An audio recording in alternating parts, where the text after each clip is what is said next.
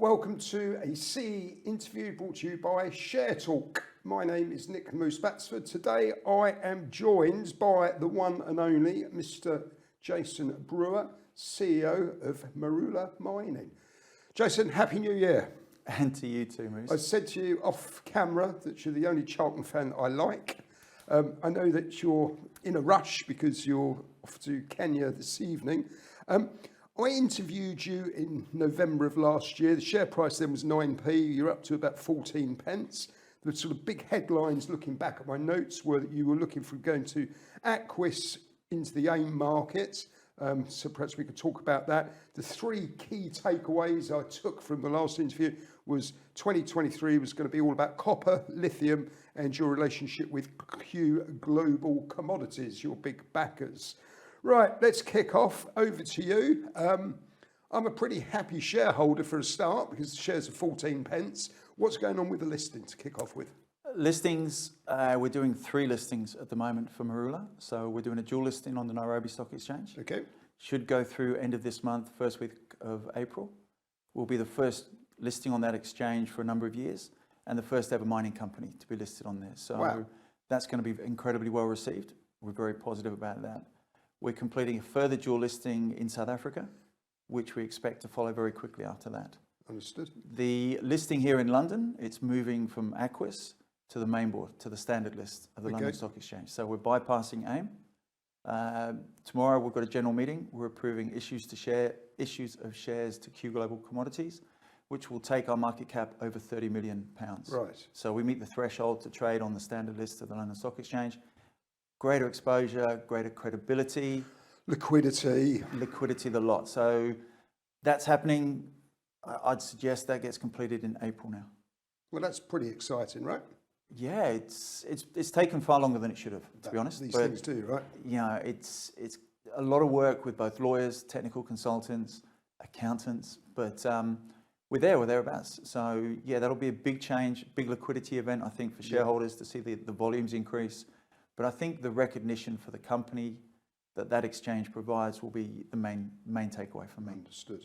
Okay, so in terms of the projects, you were talking about copper and lithium. Headlines for 2023 and 2024. Yeah, 2024 lithium. We've made a world first there. The processing technology that we've applied, it's a bit Terminator-like. It's AI algorithms, sorting, dry sorting technology. We're the first company in the world to use that successfully at our Brewer lithium mine. That's with one of the units. It's called a Rados XRF sorter. We're due to get the next unit over the course of this month. That will materially increase capacity and allow us to be producing that 5.5%, 6.5% lithium oxide material, making sales into the international market. So Brewer lithium, the big play. There's going to be a couple of other lithium projects coming in on the back of that in South Africa. We're consolidating our position. We've got, I guess, a bit of a first mover position in South Africa, so we're going to take advantage of that. Copper up in Tanzania at our AQSE project. We've recently appointed a new general manager in South Africa, Yana, who used to be the general manager of a big copper operation down there in the Northern Cape. She's re-looking at our copper project, and we're looking at a much improved processing technology. And that's going to come to the fore over the course of March and April. So the copper's looking pretty good there. Okay. Certainly this year. Did I see that you've doing some work now in Kenya? Yeah, look, an RNS, few headlines. Yeah, we've actually entered into an agreement to acquire interest in a producing manganese mine. So manganese, another one of those battery metals. Right. It's an operation which first started producing back in 2012. So it's quite exciting. We've got product already in stockpiles ready to sell. Right. And it'll be starting to generate a cash flow over the course of this month. And then obviously moving forward at much expanded rates. So we're bringing up new processing mining equipment, which will get there mid to late April and allow us to increase production to 5,000 to 10,000 tonne a month, which is good earnings for us. Right. So we're quite excited about that. We've got graphite in Kenya as well, which we've applied for. And that's in addition to all the mining licenses we have just in neighbouring Tanzania. So graphite as well, second half of this year is going to be a big thing for Marula. Okay.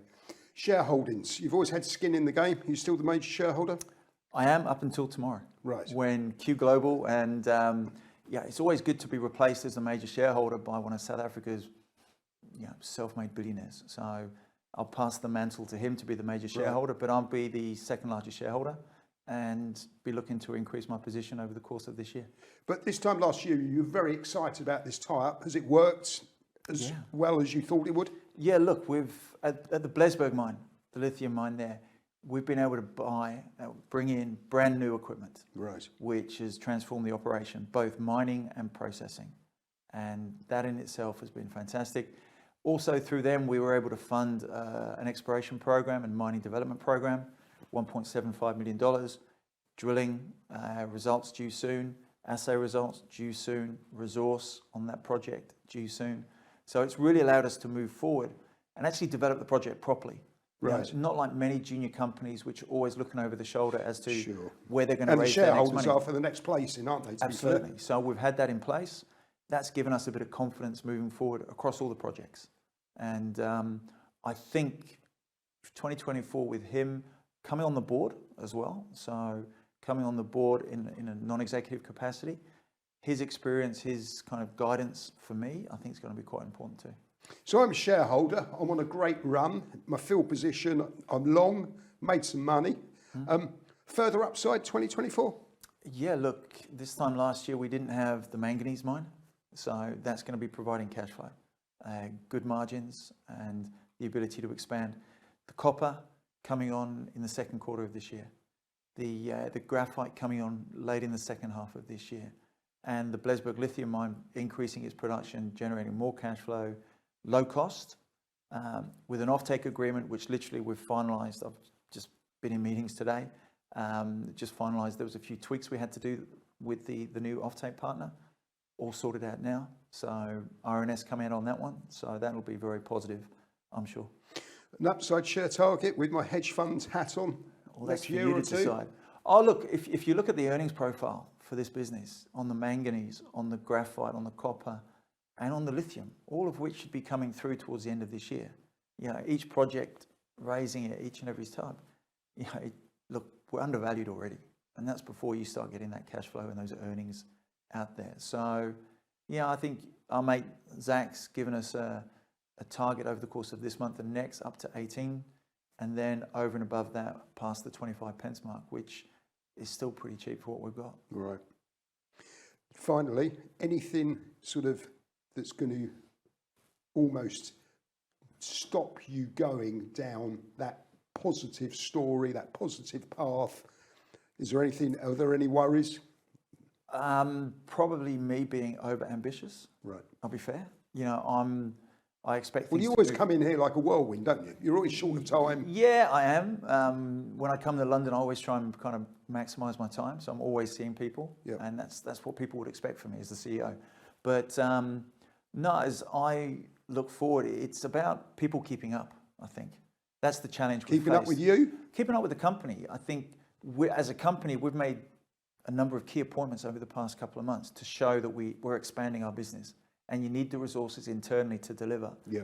The challenge is dealing with external parties and them actually keeping up with us and with our timeframes, because we're moving quickly, unashamedly. We're not taking shortcuts. We're doing it properly. But getting people to deliver against our timeframes and my timeframes, which I speak with shareholders about. I say we're expecting this on this day. I don't just come up with that. That's something based upon our discussions. But invariably, people are challenged to keep up with us because we've got such an aggressive growth plan, and unashamedly so. Well, on that note, I wish you a safe journey back to Kenya. 9 hours on an aeroplane. Get some rest. Thanks very much, mate. It's always good to see you. Cheers. Cheers.